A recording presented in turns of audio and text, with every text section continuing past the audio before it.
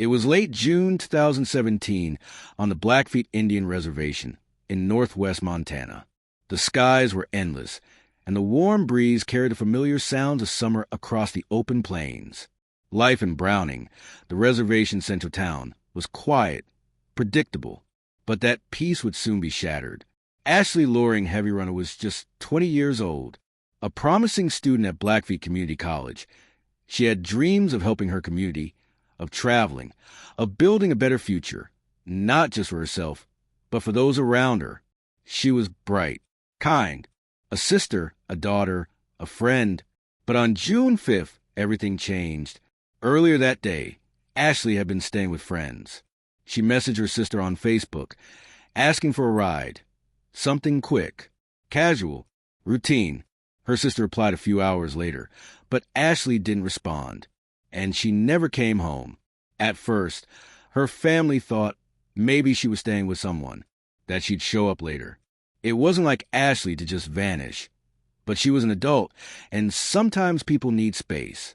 Then neighbors reported something odd. Ashley had been seen that day near Highway 89, speaking to a man by the roadside. Witnesses described the interaction as tense, awkward, but they couldn't say who he was.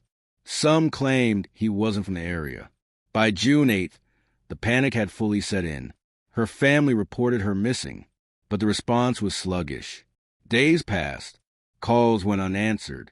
Ashley's case wasn't treated as urgent, and crucial hours slipped by with no search parties, no alerts, no investigation. What could have been found in those first 48 hours? We'll never know. Eventually, Ashley's family, frustrated and heartbroken, took matters into their own hands. They organized their own search parties, canvassing rural roads, creeks, and forests across the reservation. That's when they found something. A torn sweater and a pair of boots were discovered in a remote, wooded area. Her sister immediately recognized the clothing. It was Ashley's, but there was no police tape, no evidence markers.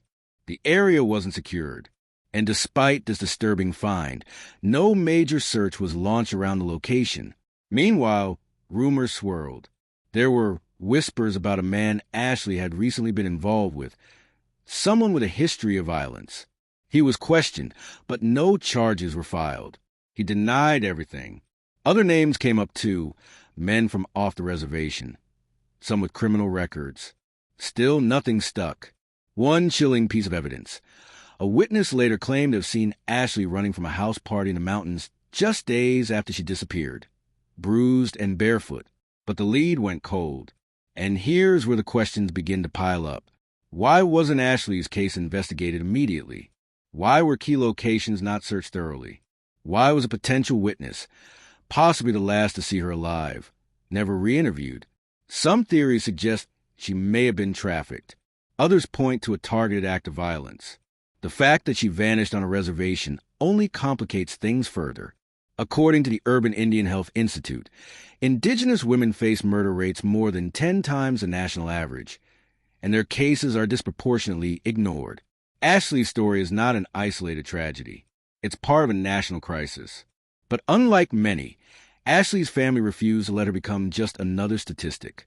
In the years since her disappearance, her family has held on to hope. They've marched, held vigils, spoken to news outlets, and demanded answers from the FBI and Bureau of Indian Affairs. But no resolution has come. Ashley Loring HeavyRunner is still missing. No arrests, no confirmed sightings, just silence and a sweater left in the woods.